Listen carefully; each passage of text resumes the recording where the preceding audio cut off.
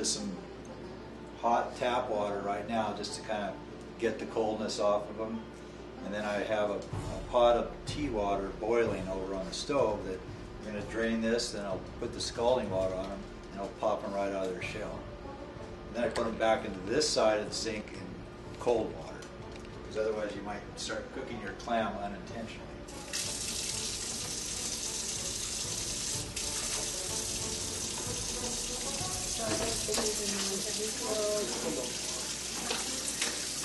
They eat pretty good, don't they? Yeah, they do.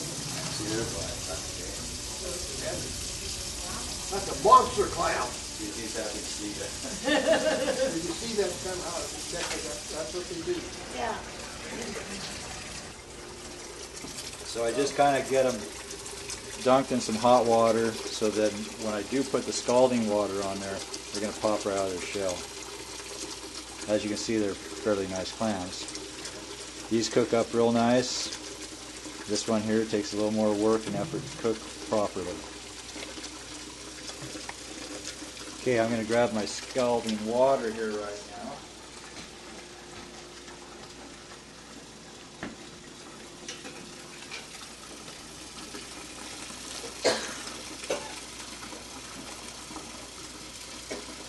See how they're starting to pop out of their shell?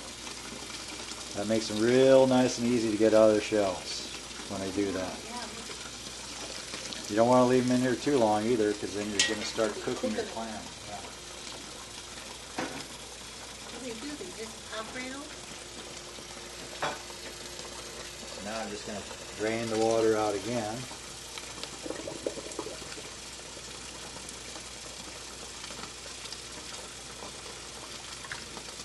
Hopefully I don't lose any down my sink like that one.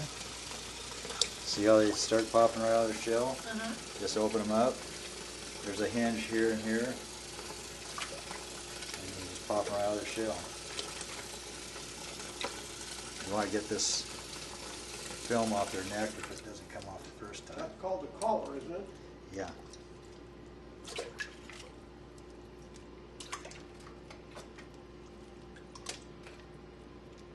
Are there different kinds of clams? Like this is the razor clam? Well, there's other types of clams. Yeah, the little necks that they serve in the restaurants for hors d'oeuvre. Oh. We have mud clams, little necks, there's cockles, there's a lot of different clams. Most of the other clams you just can make, they're good for soups. Yeah. Where these are, bigger and they're nice to fry.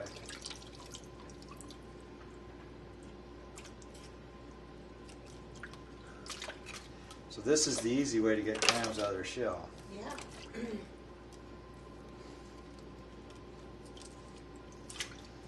Then I'll trim all the necks off, next move. Then I take those out to my buddy Mark Whitman at the shortstop, and he sells them for bait for the surf perch fishermen, because they work really good for bait. And he gets them free from me, and he makes money off them. All right. Such a deal, I don't get anything. Except for the eat them. No, he's a good friend of mine. He's a good guy. I went down there this morning and bought clam whistles, so the clams would come up. People buy those things. Oh yeah, we use them as They well. I gave one to my grandson, and it was the noisiest thing I've ever. I had to take it away from him.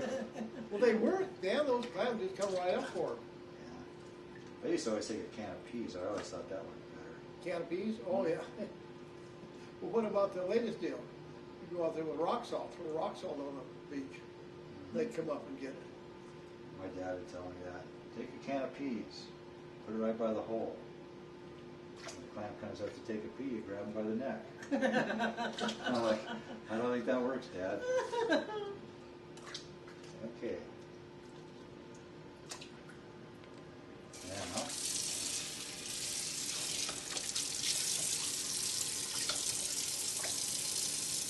use this.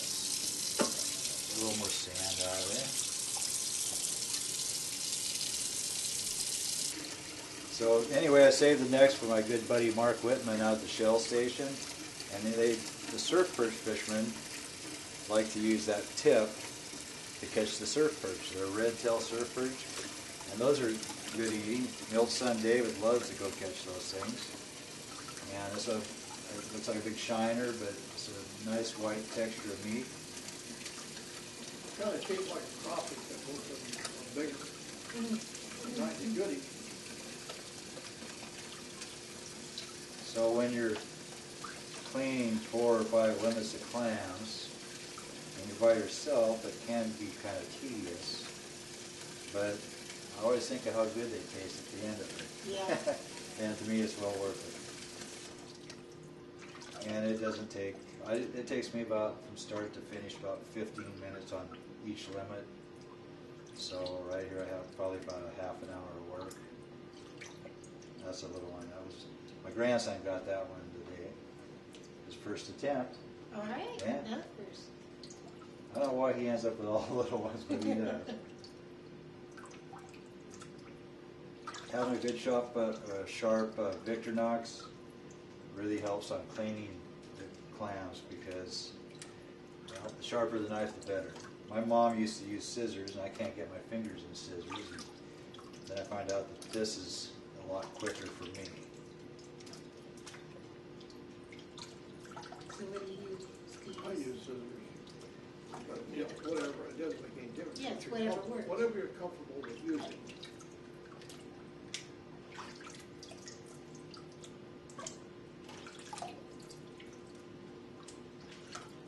This is the easy part, right, Dan? Yeah, this is where you count them and make sure you got your limit. It's like, short one. Gotta go back. No, I don't go back. Okay. The next portion where you really want to pay attention to this. Now I gotta drain this because there's a lot of sand that came out of the crabs. So I'm gonna go put this bucket on the back porch. Get it out of my way.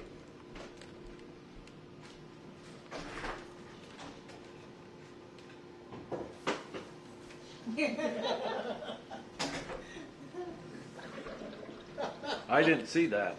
Well, it's like this. What are you doing, Bill? You messing with my clams? Oh, no, We're just filling this I was pocket. messing with you. Oh, you were? Yes, most definitely. I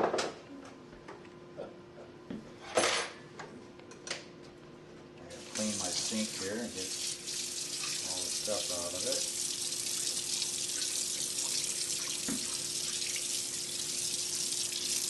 My neighbor's the plumber, so I don't worry too much about my sink. Got friends in all the different trades. Oh, yeah. Oh yeah. Oh, yeah. Look, you can see it. Uh-huh. Yeah, nice. Oh, one thing I need though anymore is glasses when I do this. Here we have a clam. I use a sharp Victorinox. I go right up the zipper here, stick it in right here where you have the start, and follow up the neck. Then I'm going to open it up just a hair. I'm going to turn the knife around. That way you open it up to where you have both sides. Then I'm going to come trim this, whatever it is, brown stuff off the side of the clam.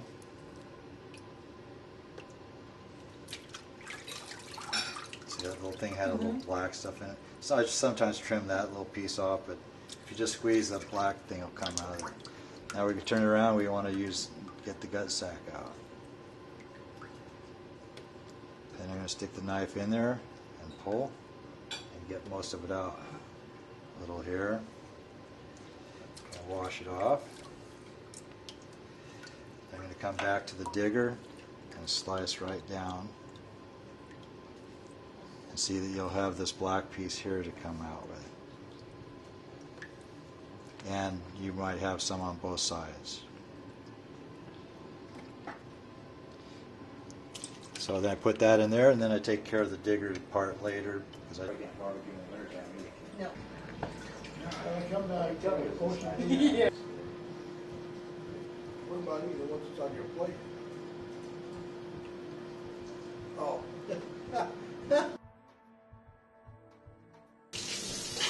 Right across the street makes wine glasses. They'll put anything you want on it. So here's my name. It's a golf ball and a hook and an A, so that's OJ. Finished descent.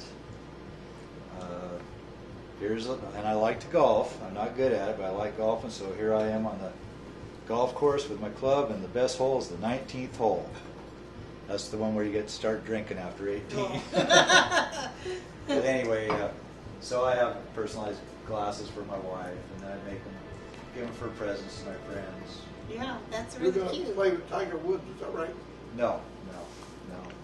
I can't throw a club even as far as he can. I have thrown a few, but I can't throw them like he can. I guess I just don't get mad enough at my game because it sucks anyway.